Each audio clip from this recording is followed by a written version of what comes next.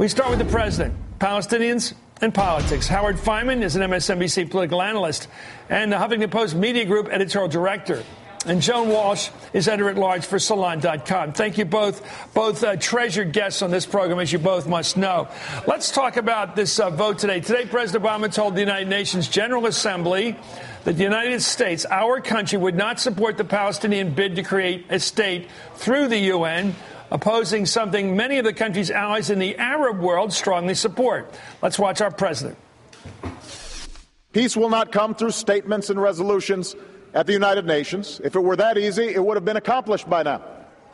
He also used the occasion of his 47-minute address to defend Israel in front of a body that has been, and we all know this, historically hostile to Israel. Let's listen. America's commitment to Israel's security is unshakable. Our friendship with Israel is deep and enduring. Israel, a small country of less than 8 million people, look out at a world where leaders of much larger nations threaten to wipe it off the map.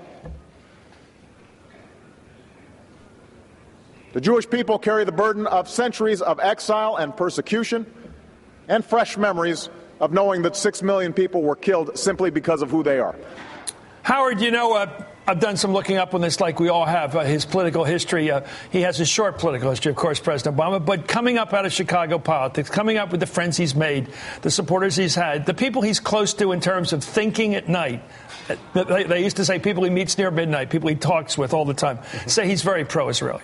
Now, he may not be as pro-Israeli as George W. Bush was in a sort of a mechanical way, but this charge of appeasement by Perry today.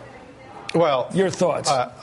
Talking to people on both sides of the aisle and all sides of this issue today, I didn't hear one, including a Republican who's very involved in pro-Israel Republican Jewish activities, who praised Rick Perry for using that word. Matt Brooks, who's the head of the Republican Jewish Coalition. Good guy. I've known him a long time. I asked him about Perry, and he said, well, Matt was traveling. He didn't get to hear the whole thing. He thinks it's good that Rick Perry supports. Well, now he can. Matt, are you watching, buddy? Let's see if we can catch the drift of this thing. Here's what Republican: don't ever mention the Holocaust in any other context but the Holocaust. Please, ladies and gentlemen, don't mention appeasement in any other context but 1938. Ladies and gentlemen, here's a guy. You got to be a real knucklehead. I'm not saying he surely is one, but this is knucklehead behavior to do this. Here he is telling a crowd in New York yesterday that Obama's guilty of appeasement. Here he is. Let's watch this guy doing this. Let's listen. We're equally indignant of the Obama administration and their Middle East policy of appeasement that has encouraged such an ominous act of bad faith. Simply put, we would not be here today at this very precipice of such a dangerous move if the Obama policy in the Middle East wasn't naive and arrogant, misguided, and dangerous. Who is writing this claptrap, Joan? This is the kind of language you use when you go to war with another country. It's certainly not the language you use against your own president as he is about to address the United Nations. And when you know he's going to give a strong defense of Israel, when you know he's going to stand out there all alone in the world pretty much. I don't know who else is voting with Israel this time on this issue. We are, for sure. I have to say just about any president right now would be. But here he is about to stand there all alone in the world. And this guy pulls the rug out from under him, accuses him of basically pro-Nazi behavior. We know what appeasement means. It means Neville Hitler. Chamberlain. It means... He's pulling Hitler into this, which is a very horrible thing to do. It's ignorant, Chris. He's even gone beyond what some Israelis want. He's calling for maybe the U.S. should cut off its aid to the Palestinian Authority.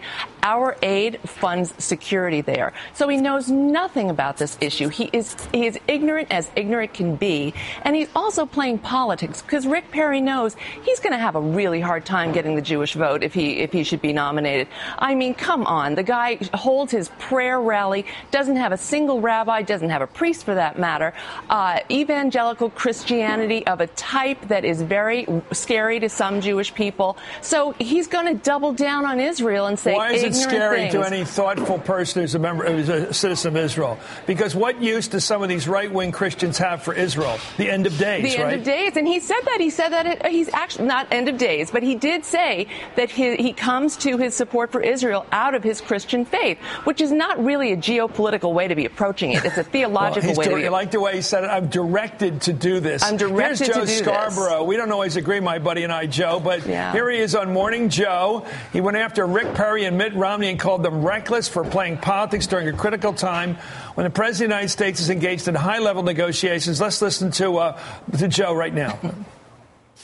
This is not helpful when our president, America's president, is in the difficult situation that he is in today in New York City with I think, one of the most explosive situations on the globe. And we've got Rick Perry and Mitt Romney posing for political purposes and undermining our president. That is dangerous, and it's not good for our country. Well said, but let's get out of the diplomatic area now that he's making his debut up there. The ingenue of foreign policy, Rick Perry, as he shows up there. I use these words carefully, by the way. Let's talk about this, politics. What's he running in? He's running in the Iowa caucuses. They're coming up as the first big test. You're smiling because you and I know this politics better than anybody. What do you want to do in Iowa, where there's very few middle-of-the-roaders? You know, you got Tom Harkin on the progressive left, and you got the what's his name? I'm trying to think of the right one. Who would you describe? Grassley on the right over there. Yep. You really are working the Christian right in Iowa, the people who vote in the church bus. Right. You know, he's going for the people who are super Israeli because of Old Testament thinking and the end of days and all that stuff. Well, Revelations. Yes, I mean, I shouldn't say Old Testament. Rick Perry's whole strategy is, I'll worry about tomorrow. Right. And he's going straight after evangelical Christian votes in Iowa, which are extremely important. The mega churches in the suburbs of Des Moines and elsewhere carry the Palin bus. They carry a huge amount of weight. And yes, the idea that Israel needs to flourish, needs to thrive, needs to have the ingathering of the Jews to the Holy Land and be a larger rapture, and to be a larger Israel too. Before the rapture is a big one in evangelical Christianity. And also, defense of Israel and a hard line on Israel is a big thing for certain conservative Jews who are other conservative Jews as well. So but is this funny? That's not a factor in Iowa, but he'll take whatever benefit that I'm brings on him stronger ground here rather than the geopolitics, but I must say, Joan, I'm going to ask you about this. It seems to me what Rick Perry's doing in this sort of infantile way is to go up to New York, jump up and down practically with a bullhorn, and basically take sides with those who want to annex the West Bank, Judea and Samaria as they call it, and basically create a larger Israel for the purposes of the end of days so that the Christian right will have what they want and end of the world on and their don't terms. The Jews then go I mean, away? it's so incredible he's pulling this. At some point, sadly, the Jews go away in this under story. That scenario. You know, under that Depending scenario. on the choice we make, yes. Right.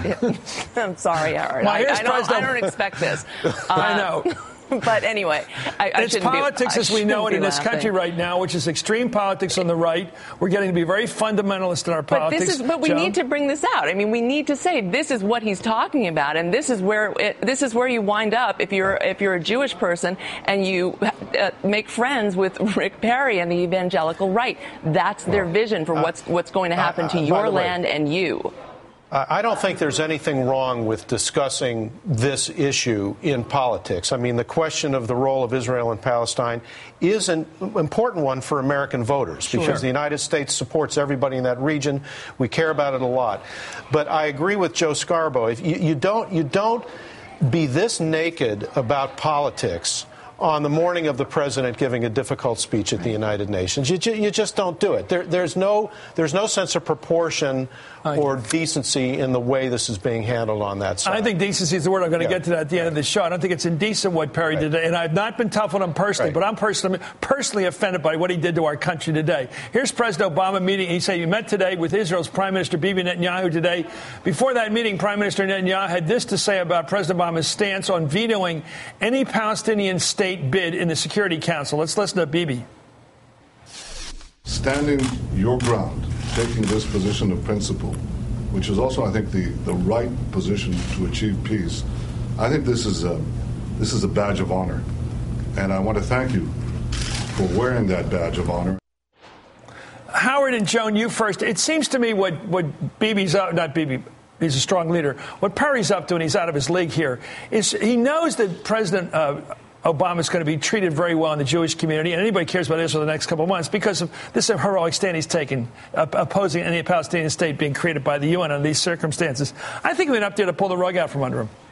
Yeah. They went up there to try. But I think the president is still standing on the rug, in part thanks to Bibi Netanyahu. That photo op. Badge of honor? That badge of honor, that statement with Bibi Netanyahu. You think that might show up in the New York general election next year? I think you're going to see that picture all over Florida. South Florida. Speaking County, of Joe Scarborough, you might not see it in the Panhandle so much, but you're going to see it everywhere from Orlando south. That was worth its weight in gold to the president. And Bibi's as smart a pal as there is. He knows what he's giving. He knows what he's doing. He knows American politics as well as he knows Israeli politics. Well, I'm going to once again remind everybody that Bibi Netanyahu went to Cheltenham High School, right up the street from LaSalle High School. He's a neighbor in good standing as of that statement. Your thought, last word, Joan. Well, I just want to say it's also a tough stance for President Obama to take because we are also trying to reach out to the newly liberated, newly democratic states. We've seen the Arab Spring, and he cares deeply about those issues.